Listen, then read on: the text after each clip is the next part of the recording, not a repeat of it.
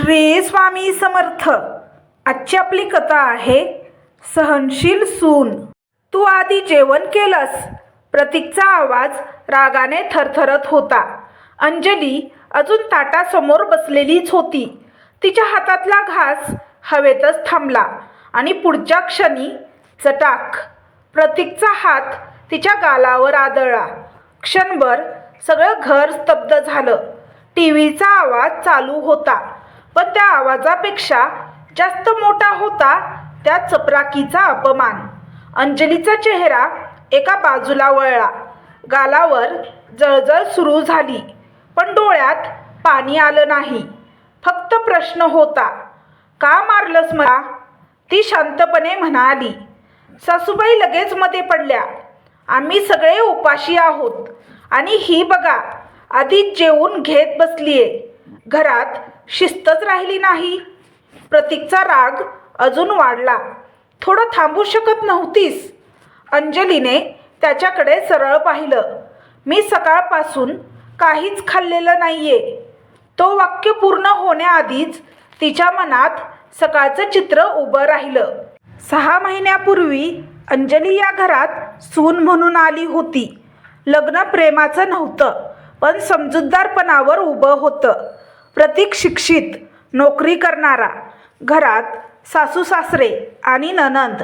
पहिल्या महिन्यात सगळं व्यवस्थित वाटलं. दुसऱ्या महिन्यापासून टोमणे सुरू झाले. आमच्या घरात सगळं वेळेवर होतं. तुझ्या आईने शिकवलं नाही का? ऑनलाईन काम म्हणजे नेमकं काय करतेस? अंजली शांत होती, कारण ती भांडखोर नव्हती. ती कमकुवतही नव्हती. फक्त तिला वाटायचं वेळ गेली की सगळं ठीक होईल. ती घरातली सगळी कामं करायची. स्वयंपाक, भांडी, कपडे, साफसफाई आणि दुपारी व रात्री ऑनलाईन काम करायची. तिचं काम फ्रीलान्सिंगचं होतं. कमाई चांगली होती, प्रतीकपेक्षा थोडी जास्तच, पण तिने कधीही ते दाखवलं नाही. प्रतीकला माहीत होतं ती कमावते, पण किती हे त्याने कधी विचारलं नाही. सासूबाईंना मात्र ते खटकायचं. घरात बसून पैसे मिळतात म्हणजे काय भारी काम करत असशील? अंजली हसायची, उत्तर द्यायचं टाळायची. तो दिवस सकाळचे 5 वाजले होते. अंजली उठली. आज रविवार होता म्हणून तिने ठरवलं इडली सांबर करूया, सगळ्यांना आवडतं. तिने डाळ भिजवली, पीठ वाटलं, सांबर बनवलं. स्वयंपाकघरात वाफ पसरली होती. ती स्वतःशीच गुणगुणत होती. सासूबाई उठल्या. आज काय केलंस? इडली सांबर. हं, बघ नीट मऊ झाल्या पाहिजेत. ती काही बोलली नाही. 7:30 पर्यंत सगळं तयार झालं. ती सगळ्यांना गरमागरम वाढत होती. नणंद म्हणाली, छान झालंय. सासूबाई म्हणाल्या, हं चालेल. प्रतीकने 2 प्लेट खाल्ल्या. सगळ्यांनी पोटभर खाल्लं. अंजलीने स्वतःसाठी इडल्या आणि थोडं सांबर वेगळं काढून ठेवलं. ती म्हणाली, मी जरा येते, फोन वाजतोय. ती 2 मिनिटासाठी बेडरूममध्ये गेली. क्लायंटचा मेसेज होता. ती 2 मिनिटं उत्तरं टाईप करत बसली. परत स्वयंपाकघरात आली. ताट बघितलं, रिकामं. ती क्षणभर थबकली. सांबरचं भांडं उचललं, तेही रिकामं. तिच्या चेहऱ्यावर आश्चर्य आणि थोडासा धक्का. तेवढ्यात सासूबाई आत आल्या. अगं, शेजारच्या शारदाबाईंना दिलं. म्हणाल्या, आज काय केलंत? म्हणून थोडं देऊन आले, शिल्लक राहू नये म्हणून. अंजलीचा आवाज हलका थरथरला. पण मी अजून खाल्लेलं नाहीये. सासूबाई हसल्या टोमण्यात. अरे, आम्ही सगळ्यांनी खाल्लं. मला वाटलं तूही खाल्लं असशील म्हणून उरलेलं देऊन आले. शिल्लक राहिलं असतं तर वाया जातं. त्या शब्दांनी अंजलीच्या मनात काहीतरी तुटलं. ती काही क्षण शांत उभी राहिली. तिला खरं तर म्हणायचं होतं, मी सकाळपासून स्वयंपाक करत आहे, मला विचारावं असंही वाटलं नाही का तुम्हाला? पण ती काही बोलली नाही. असू द्या, ती फक्त एवढंच म्हणाली. तिने चहा पिला. स्वतःसाठी काहीतरी दुसरं बनवायचं का असा विचार केला. पण वेळ निघून गेला होता. घरात अजून कामं होती. नंतर खाईन तिने स्वतःला सांगितलं. दुपार. ती पुन्हा स्वयंपाकघरात लागली. भाजी, आमटी, भात, पोळ्या. घड्याळात 12 वाजले. जेवायला या ती म्हणाली. कोणी आलं नाही. नणंद मोबाईलवर, सासूबाई मालिकेत गुंग. 1 वाजले. जेवण वाढलंय ती पुन्हा म्हणाली. थांब जरा. सासूबाई म्हणाल्या, आता येते. प्रतीक आणि सासरे बाहेर गेले होते. 1:30 वाजले. घरात शांतता. अंजलीच्या पोटात कळ उठली. सकाळपासून काहीच खाल्लं नव्हतं, फक्त चहा. डोकं गरगरायला लागलं. तिच्या डोळ्यासमोर क्षणभर अंधुक झालं. ती खुर्चीला धरून उभी राहिली. मी पडले तर? तिच्या मनात विचार आला. कोणी लक्ष देईन? तिने पुन्हा एकदा आवाज दिला. जेवायला या ना. उत्तर नाही. तिने स्वतःकडे पाहिलं. हात थरथरत होते. तिने शांतपणे ताट वाढलं. भात घेतला, आमटी घेतली. ती बसली. 4-5 घास घेतले. तेवढ्यात दरवाजा उघडला. प्रतीक आणि सासरे आत आले. सासूबाई लगेच मोठ्याने म्हणाल्या, या बघा, तुझी बायको आधीच जेवायला बसलीये. आम्ही अजून थांबलो होतो. प्रतीकने ते दृश्य पाहिलं. आणि पुढे काय झालं तो क्षण होता. चटाक. अंजली वर्तमानात परत आली. तिच्या गालावर अजूनही जळजळ होती. ती हळूहळू उठली. तुला माहीत आहे का मी आधी का जेवले? प्रतीक रागाने म्हणाला. घरचे कोणी जेवलं नाहीये. ती त्याच्याकडे रोखून पाहत म्हणाली. मी सकाळपासून काही खाल्लं नव्हतं. घरात शांतता. सासूबाई मध्ये पडल्या. अगं, सकाळी इडली केली होत्या ना? अंजलीचा आवाज शांत पण ठाम झाला. मी अजून खाल्लेलं नाहीये असं सांगितलं होतं. तुम्ही तरी विचारलं का? सासूबाई चिडून म्हणाल्या. मला वाटलं तू खाल्लं असशील. शिल्लक राहू नये म्हणून दिलं. ती पुन्हा शांत झाली. तिच्या डोळ्यात आता अश्रू नव्हते, फक्त एक गोष्ट होती, आदराची भूक. ती हळूच म्हणाली, मी आधी जेवले कारण मला चक्कर येत होती. मी पडले असते तर? प्रतीक थोडा थबकला, पण अहंकार अजूनही शिल्लक होता. तरीही थांबू शकत होतीस? अंजलीने ताट बाजूला ठेवलं. मी 6 महिन्यापासून थांबतेय. ते वाक्य हवेत लटकून राहिलं. त्या दिवशी अजून खूप काही घडणार होतं, पण त्या चपराकीने तिच्या सहनशीलतेला पहिल्यांदा आवाज दिला होता. घरात अजूनही शांतता पसरलेली होती. मी 6 महिन्यापासून थांबतेय. अंजलीचे शब्द हवेत लटकलेलेच होते. प्रतीकचा चेहरा अजूनही रागाने लाल झाला होता. काय थांबतेस तू? तो चिडून म्हणाला. घरात काही कमी आहे का तुला? अंजली हळूहळू उभी राहिली. तिच्या गालावर अजूनही जळजळ होती, पण आता तिच्या डोळ्यात भीती नव्हती. कमी आहे, ती शांत पण ठाम आवाजात म्हणाली. सासूबाई लगेच बोलल्या, काय कमी आहे सांग जरा. अंजलीने एक खोल श्वास घेतला. आदर. घरात पुन्हा शांतता. प्रतीक हसला, थोड्या उपहासाने. आदर नाही. काय कमी केलंय आम्ही? आता तिच्या आत साठलेलं सगळं बाहेर येत होतं. मी सकाळपासून रात्रीपर्यंत काम करते. घरातली सगळी कामं मी करते. स्वयंपाक, भांडी, कपडे, साफसफाई आणि त्यासोबत माझं ऑनलाईन कामही करते. ती पुढे म्हणाली, मी तुझ्यापेक्षा जास्त कमावते, तेही घरी बसून. हे ऐकताच प्रतीकच्या चेहऱ्यावर बदल दिसला. काय म्हणालीस? त्याचा आवाज कडक झाला. सासूबाईंच्या चेहऱ्यावरही आश्चर्य उमटलं. अंजली आता मागे हटणारी नव्हती. हो, मी जास्त कमावते, पण एकाही गोष्टीवर माझा हक्क सांगितलेला नाही. घर खर्चात मदत करते. तुला गाडी घेण्यासाठी मदत केली, पण कधी तुला बोलून दाखवलं नाही. प्रतीकचा अहंकार दुखावला गेला. म्हणजे आता पैसे दाखवतेस? तो ओरडला. दाखवत नाहीये, फक्त सांगतेय, मी कमी नाही. तो पुढे सरसावला. तुझ्या कमाईचा इतका अभिमान असेल तर? चटाक. त्याचा हात पुन्हा तिच्या गालावर आदळला. यावेळी घरातल्या सगळ्यांनी स्पष्ट पाहिलं.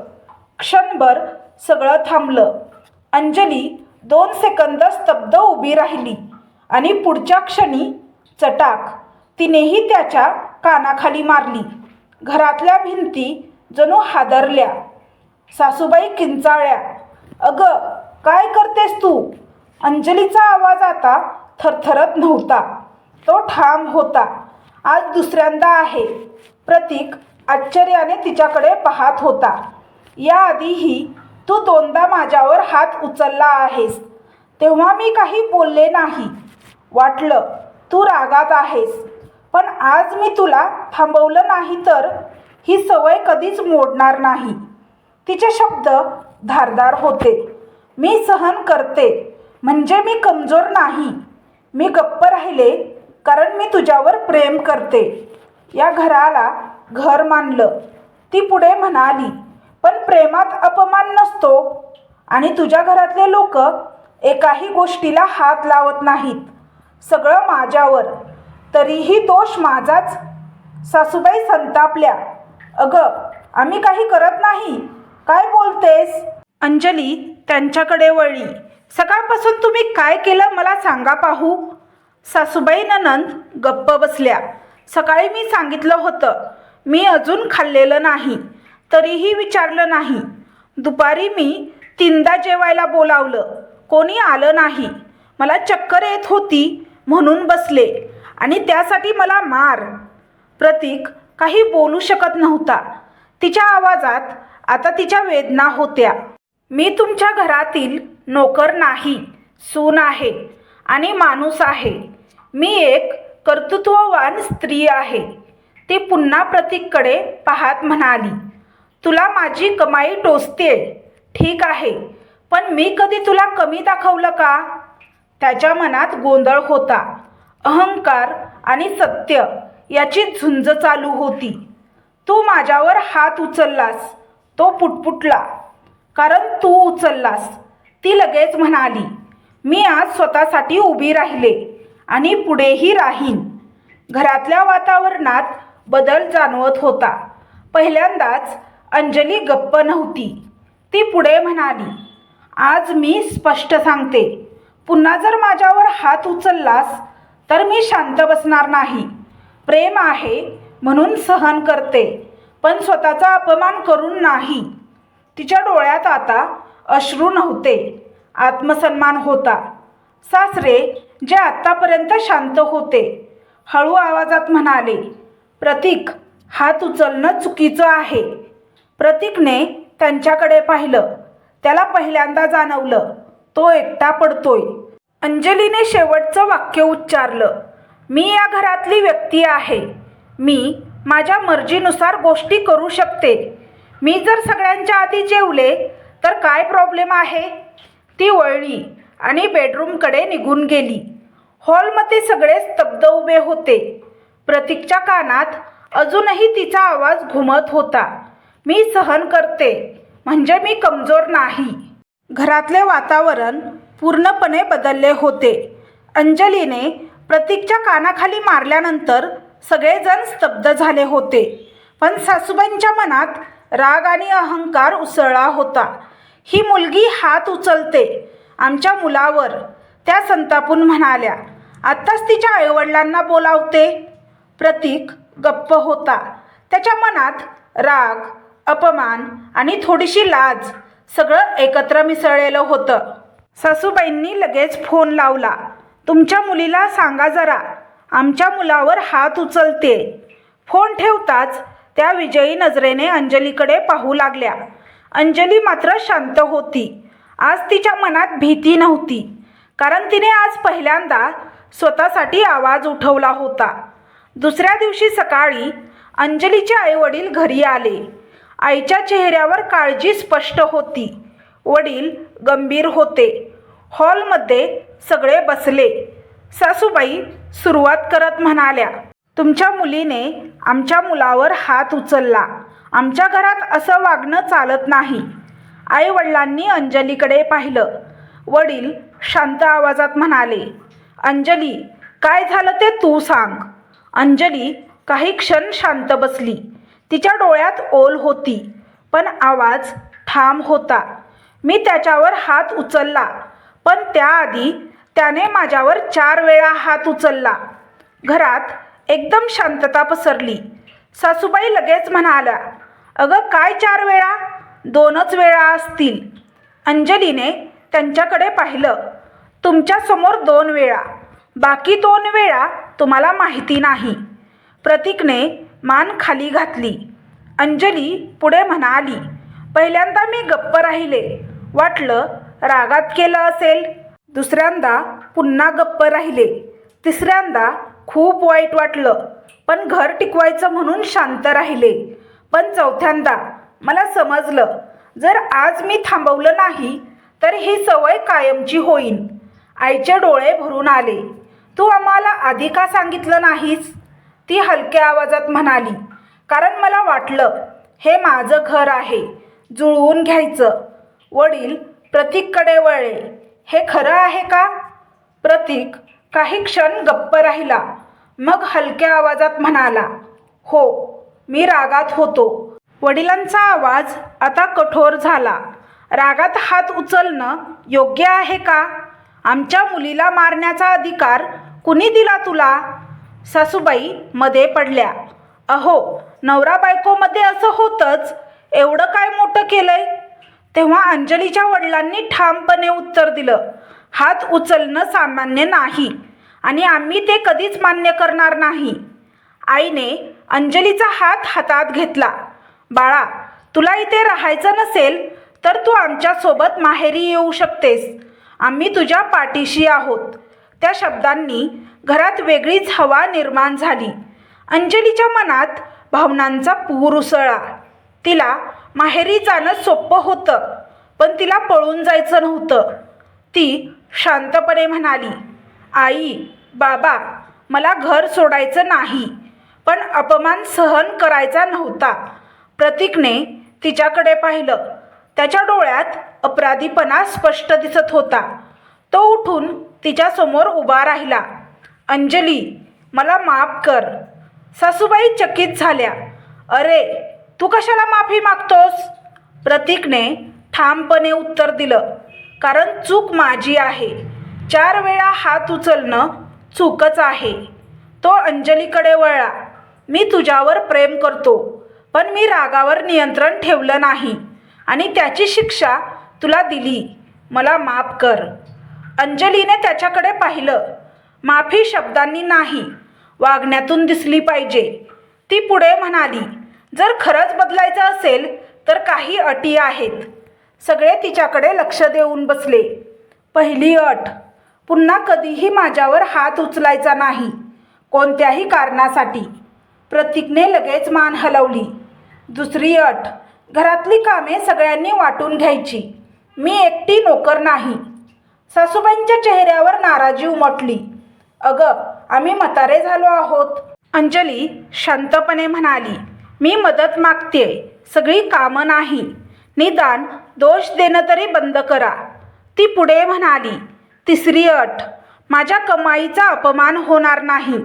मी घरासाठी करते, ते कौतुकासाठी नाही, पण आदरासाठी. प्रतीक म्हणाला, हो, मी वचन देतो. अंजलीने शेवटची अट सांगितली, जर पुन्हा असं झालं तर मी निघून जाईन आणि तेव्हा कोणी मला थांबवू शकणार नाही. घरात शांतता पसरली. सासरे हलक्या आवाजात म्हणाले, हे सगळं योग्य आहे. सासूबाई काही क्षण गप्प राहिल्या. मग अनिच्छेने म्हणाल्या, ठीक आहे, पुढे लक्ष देऊ. आई वडील उठले. आईने अंजलीला मिठी मारली. तू मजबूत आहेस, पण गरज पडली तर माहेर तुझ्यासाठी नेहमी उघडं आहे. अंजलीच्या डोळ्यात पाणी आलं. माहिती आहे आई. ते निघून गेले. घरात पुन्हा शांतता होती, पण ती कालची दडपणारी शांतता नव्हती. प्रतीक तिच्या समोर आला. मी खरंच बदलायचा प्रयत्न करेन. ती हलकसं हसली. मी तुला माफ केलंय, पण विसरले नाही. तो म्हणाला, विसरू नकोस, मला आठवण राहील. त्या दिवशी संध्याकाळी सगळे एकत्र बसून जेवले. अंजलीने सगळ्यांना वाढलं. प्रतीक म्हणाला, तू पण बस. ती बसली. आज पहिल्यांदा तिला त्या घरात स्वतःची जागा जाणवली. ती सहनशील होती, पण आता तिची सहनशीलता कमजोरी नव्हती. ती प्रेम करत होती, पण स्वतःचा स्वाभिमान जपून.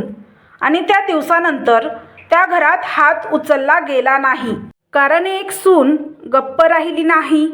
तर तुम्हाला ही कथा कशी वाटली हे कमेंट बॉक्समध्ये कमेंट करून नक्की सांगा. कथा आवडल्यास व्हिडिओला लाईक, शेअर, सबस्क्राईब करा. व्हिडिओला हाईप करा, जेणेकरून हा व्हिडिओ जास्त प्रेक्षकांपर्यंत पोहोचेल. व्हिडिओ पाहिल्याबद्दल तुमचे मनापासून धन्यवाद. श्री स्वामी समर्थ.